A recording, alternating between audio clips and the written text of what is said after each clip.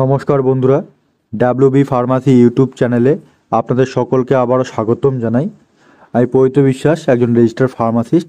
আপনারা প্রত্যেকে জানেন যে প্রতি বছর ফার্মাসিতে ভর্তির বিজ্ঞপ্তি বের হয়, সেটা West Bengal State Council of technical education এবং ডাব্লিউবি হেলথ ডিপার্টমেন্টের আন্ডারে। তো আপনারা প্রত্যেকে যেরকমটা স্ক্রিনে দেখতে পাচ্ছেন, আমরা যদি ডাব্লিউবিএসসিটির অফিসিয়াল ওয়েবসাইটে প্রবেশ করি, তো সেখানে গেলে আপনারা দেখতে পারবেন যে সেখানে রিসেন্ট একটা বিজ্ঞপ্তি প্রকাশিত হয়েছে ডিপ্লোমা ইন ফার্মাসি ভর্তির ব্যাপারে। সেই বিজ্ঞপ্তিতে কি বলা রয়েছে আমরা একটু দেখে নেব। আপনারা পুরো ভিডিওটা দেখবেন। এখানে আপনারা দেখতে পারবেন যে ফার্মাসি ভর্তির বিজ্ঞপ্তি কবে থেকে শুরু হচ্ছে, আবেদন করার জন্য কত টাকা লাগবে এবং শেষ তারিখ কবে রয়েছে, সেই ব্যাপারে আমরা বিস্তারিত আলোচনা করব। তো বন্ধুরা দেখতে পারবেন যে এই যে বিজ্ঞপ্তিটা ডাউনলোড করা হয়েছে অফিসিয়াল ওয়েবসাইট থেকে, সেটা প্রকাশিত করা হয়েছে 18 জুন 2024-এ। এবং এর যে মেমো নাম্বারটা সেটা কিন্তু অবশ্যই দেখবেন, এটা কিন্তু লেখা রয়েছে।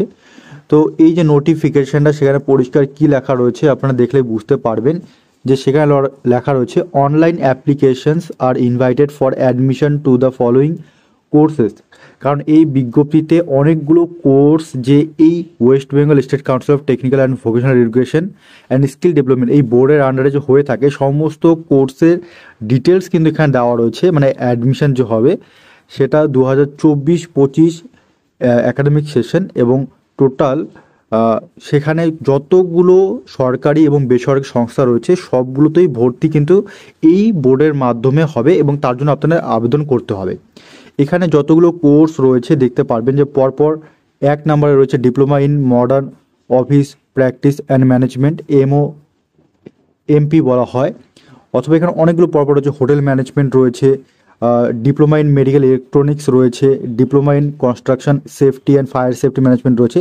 ঠিক সেরকমটাই এখানে 3 নাম্বারটাতে দেখতে পারবেন যে সেখানে কী লেখা রয়েছে ডিপ্লোমা ইন ফার্মাসি কোর্স, যেটাকে ডি ফার্মা বলা হয়, যেটা 2 বছরের কোর্স এবং মিনিমাম 3 মান্থসের বা 90 ডেজের একটা ইন্টার্নশিপ হয়ে থাকবে। সেটা যে কোনো সরকারি হাসপাতালে আপনারা ইন্টার্নশিপটা কমপ্লিট করতে পারেন। তো মোট প্র্যাকটিক্যাল যে আপনাদের পড়াশোনা হবে, অর্থাৎ থিওরি যে পড়াশোনাটা হবে সেটা 2 বছরের কোর্স, একটা ফার্স্ট ইয়ার এবং সেকেন্ড ইয়ার ইয়ারলি কিন্তু কোর্সটা করানো হয়। সেই ইয়ারলি কোর্সে ভর্তি হওয়ার জন্য কিন্তু আপনাদের অনলাইনে আবেদন করতে হবে। অনলাইনে আবেদন করার জন্য যে ডেট বলা হয়েছে, সেই date of opening of online application portal 19 June, অর্থাৎ 19 জুন 2024 থেকে কিন্তু অনলাইনে আবেদন শুরু হয়ে যাবে। এবং এই আবেদনটা আপনারা কীভাবে করবেন সেটার বিজ্ঞপ্তি, যেটা প্রসেস যেটা রয়েছে সেটা আমি পরবর্তী একটা ভিডিওতে দেখাবো। এবং এর যে শেষ অর্থাৎ লাস্ট যে ডেট রয়েছে, last date of submission of online application form 8 July, অর্থাৎ 8 জুলাই কিন্তু লাস্ট ডেট রয়েছে। এটা কিন্তু আপনাদের মনে রাখতে হবে। এবং কোন ওয়েবসাইটে গিয়ে করবেন সেটা কিন্তু এখানে বলা রয়েছে যে এই scvtwb.in এই ওয়েবসাইটে করতে পারবেন, বা sctbsd.wb.gov.in এই ওয়েবসাইটে গিয়ে। এবং প্রত্যেকটা ছাত্রছাত্রী আবেদন করার জন্য যে আবেদন ফিটা দিতে হবে সেটা হচ্ছে 450 টাকা। এবং যে সমস্ত ছাত্রীদের কন্যাশ্রীর আইডি নাম্বার রয়েছে তারা 225 টাকা পেমেন্ট করতে পারবেন, কিন্তু অবশ্যই কন্যাশ্রী আইডি নাম্বার থাকতে হবে।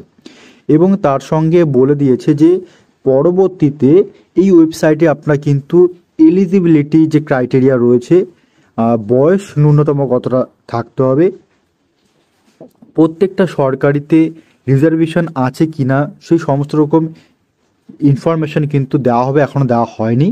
তবে আপনারা প্রত্যেকে জানেন যে ডিপ্লোমা ইন ফার্মাসিতে ভর্তি হওয়ার জন্য আপনাদের মিনিমাম যে বয়স হতে হবে সেটা 17 বছর, উচ্চ বয়সসীমা উল্লেখ করা থাকে না এই বোর্ডের আন্ডারে। এবং এলিজিবিলিটি অর্থাৎ পড়াশোনার যোগ্যতা সেটা হচ্ছে উচ্চ মাধ্যমিক পাস হতে হবে সায়েন্স বিষয় নিয়ে, সেটা পিসিএম অথবা পিসিবি।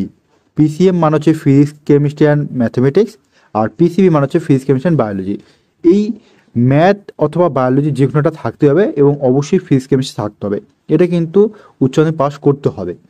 এবং তার সঙ্গে বন্ধুরা আপনারা যখন অনলাইনে আবেদন করে ফেলবেন, আবেদন করার পর কিন্তু আপনাদের অনলাইন অ্যাপ্লিকেশন ফর্মটা, অর্থাৎ যে আবেদনটা করেছেন সেটা কিন্তু অবশ্যই ডাউনলোড করে রাখবেন পরবর্তী সুবিধার জন্য, কাউন্সেলিংয়ের জন্য। এবং এখানে কিন্তু আপাতত এখানে বলা হয়নি যে আপনাদের এন্ট্রান্স এক্সাম হবে কি না। গত 2 বছর ধরে কিন্তু এন্ট্রান্স এক্সামের মাধ্যমে আপনাদের মেরিট লিস্ট তৈরি করা হয়, সেই মেরিট লিস্ট ওয়াইজ কিন্তু আপনাদের কাউন্সেলিং হয়ে থাকে। আদার্স আরও অন্যান্য তথ্য নিয়ে আমরা পরবর্তী একটা ভিডিওতে আসব। তার জন্য আপনাদেরকে অবশ্যই এই চ্যানেলটিকে ফলো করতে হবে এবং অনলাইনে আবেদনের প্রক্রিয়া বা পদ্ধতি কিন্তু নিয়ে একটা নতুন ভিডিও খুব শীঘ্রই প্রকাশিত করা হবে। তো ধন্যবাদ বন্ধুরা সম্পূর্ণ ভিডিও দেখার জন্য। যদি আপনাদের মনে কোনো প্রশ্ন থাকে বা কিছু জানার থাকে, অবশ্যই আপনারা কমেন্ট সেকশনে কমেন্ট করতে পারেন।